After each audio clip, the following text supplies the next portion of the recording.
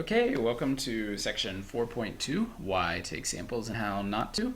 Get into some issues of bias here. So what is bias? When we have a population, there are certain things we're interested in called parameters. So if we're looking at a population of groundhogs, we may be interested in the average day that they start coming out from their hibernation. We may be interested in the variation, the standard deviation of when they come, but there's specific things we're interested in about the entire population. The samples that we choose are going to give us an estimate of that parameter. So it's actually called a statistic, is that estimate of any given parameter. If on average those estimates equal that parameter or very close to that parameter, then we have an unbiased estimate or unbiased sampling method. But very often the way that we take the samples will create consistently low results or consistently high results, and that's called a bias. So let's get into this a bit more concretely. So in the 2008 election, you may remember this actually. The 2012 election, I remember it being even more important, where there was this polling going on and you saw these different results on Fox News versus CNN versus CBS. They were different results, and I think typically it was pretty close to call. There may have even been some with McCain winning, and then when the votes actually came in, it was much stronger in favor of Obama than the pollers had predicted. So why might that happen? And I think that's what this question is getting into. We're looking at landlines and cell phones. So we have some actual numbers here. And again, this was the 2008 election. So it wasn't McCain in 2012. Romney and Obama had the issue. But if we look at this, in this sample, we have in the landline sample, 45% were saying they were going to vote Obama, 45% were saying McCain, so it looks like a really close race. When you get to the cell phone sample, it's a much greater margin of victory for Obama. So why might that be?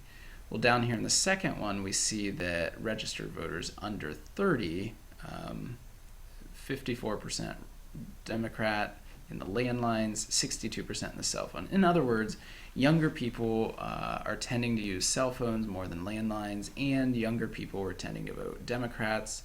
So when they were calling up people's houses, even if they had a random sample of people who owned a house phone, that is going to tap them into the Republican side of the population more than the Democrat. So whatever sample is taken is not going to represent the overall population, but more just it's going to have a bias towards the Republican side. And that was actually a really, back in, it was more like 60 years ago, there was an election that had a sample of, I want to say, over 1 million people, so a huge sample by a reliable polling group. But similarly, because they were looking at landlines, in that case, which was wealthier people, they got a non-representative sample. Okay, and why wouldn't you just add cell phone numbers? Well, there I think you're getting into cost reasons, expenses, and also privacy concerns. They talk about that a little bit. Okay, some more sampling. So using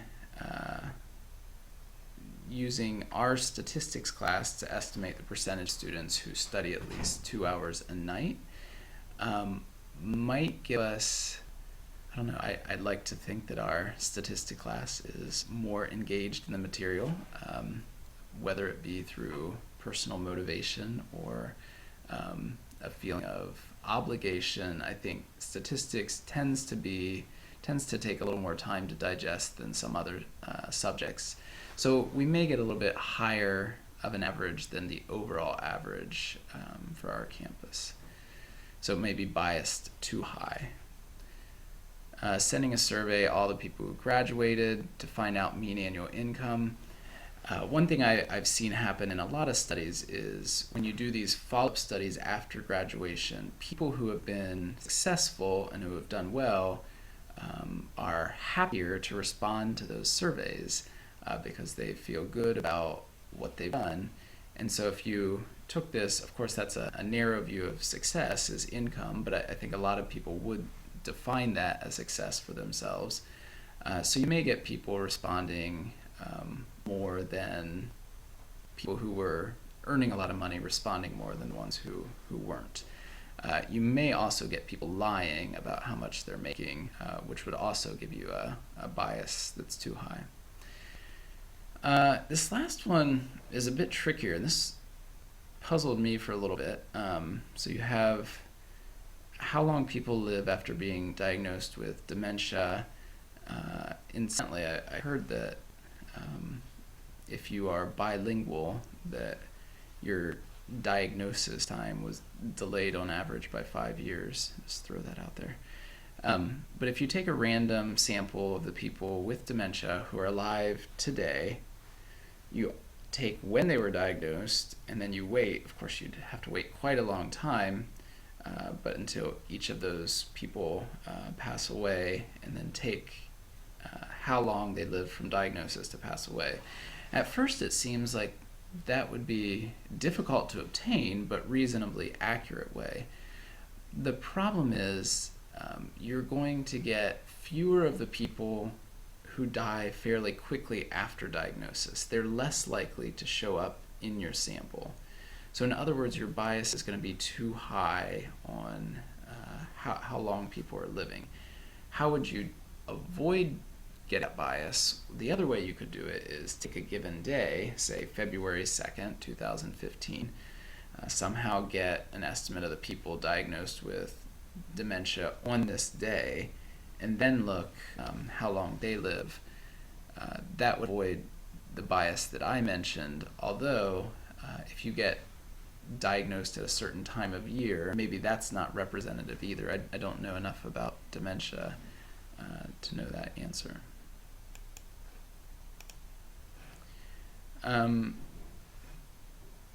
This, I think, is similar to what I had said before. People typically want to show something positive, so often evaluations will come out with a more positive bias than what the actual feelings or satisfaction levels are. And non-response differ from voluntary response. So non-response is when you send out a survey to 2,000 people and 100 respond. What about the other 1,900? That's non-response bias, because your estimate of the 100 who responded, those people may be very different as a group than the 1,900 who didn't respond. In fact, it's very, very possible that they are different. So the larger the non-response bias, the less trustworthy the results. Voluntary response bias is more, hey, we have this new medical treatment. So I remember my first year of grad school, we were struggling to make money, and so we saw the med school had some experiments. So one of them was I put my arm in a cast for a month and got $500. The type of people who are willing to put their arm in a cast for a month is probably somewhat different than the general person, the general public. And so that's a voluntary response. How the volunteers who are maybe trying to get money or need money somehow or need whatever the reward is, may be different than the other portion of the population. In that case, I think it was argued that voluntary bias wasn't an issue, but certainly in many studies that would be an issue. So what's the difference? The difference is that with the voluntary response bias, that's part of the study design. So when the experimenter or the researcher creates the study, they're saying, okay, we're going to recruit volunteers. So that bias is built into the actual design. Non-response bias is something that the researcher certainly doesn't want to happen. So it's not part of the design. I mean, they may, of course, plan for that and say, okay, well, we're probably not going to get everyone responding, so let's oversample. But it's something that is against the researcher's intentions, whereas the voluntary response is something that's chosen by the researchers. And I think that covered the main points. I know I didn't hit every discussion question. Please feel free to email me if there are any specific questions you'd like me to go more in depth on.